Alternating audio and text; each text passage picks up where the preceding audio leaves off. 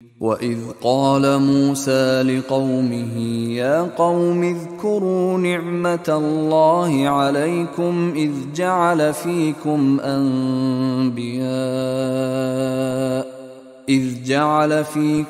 أَنْبِيَاءَ وَجَعَلَكُمْ مُلُوكًا وَآتَاكُمْ مَا لَمْ يُؤْتِ أَحَدًا مِّنَ الْعَالَمِينَ۔ اب حضرت موسیٰ علیہ السلام کا وہ واقعہ آ رہا ہے کہ جب کہ مصر سے اپنی قوم کو لے کر نکلے، صحرائے سینا میں رہے، کوہ طور پر بلائے گئے، تورات دے دی گئی، اب اس کے بعد انہیں حکم ہوا کہ فلسطین میں داخل ہو جاؤ اور وہاں جو مشرک اور کافر قومیں آباد تھیں، فلسطین کہلاتے تھے،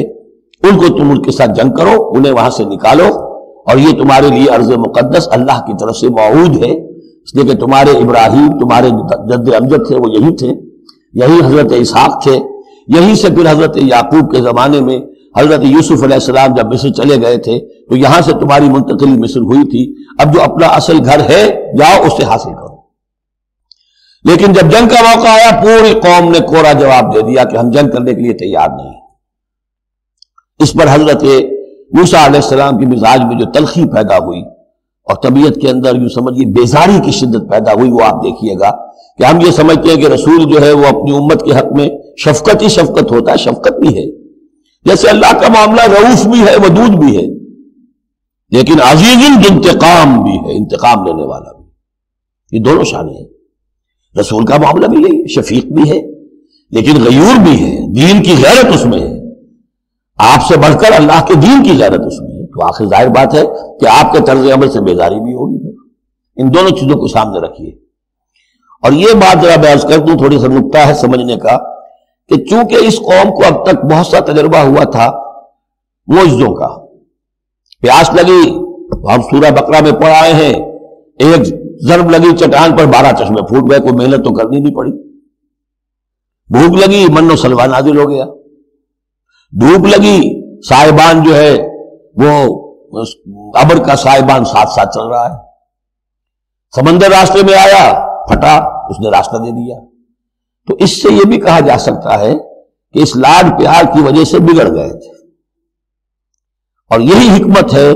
کہ حضور کی پوری زندگی میں آپ کو اس طرح کا کوئی معجزہ نظر نہیں آتا۔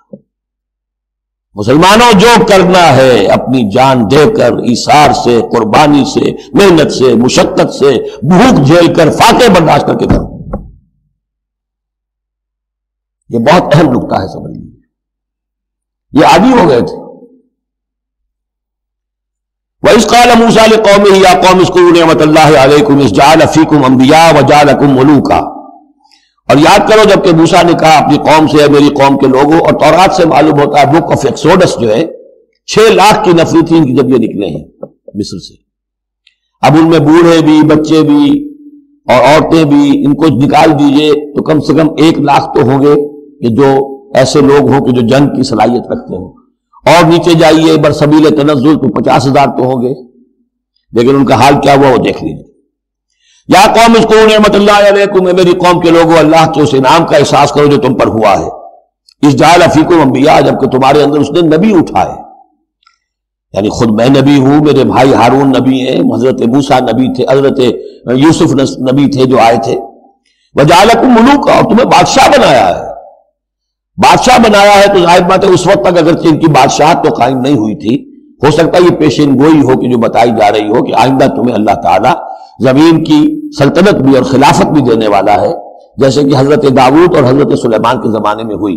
ایک رائے یہ بھی ہے کہ چونکہ حضرت یوسف کے زمانے میں بڑا اقتدار حاصل ہو گیا تھا، بادشاہ تو نہیں تھے لیکن یہ کہ واقعتاً بادشاہوں کے بھی، جن کو کہتے ہیں کہ پیرزادے ہونے کے اعتبار سے بادشاہوں کے بھی مخدوم تھے اور ممدوح تھے،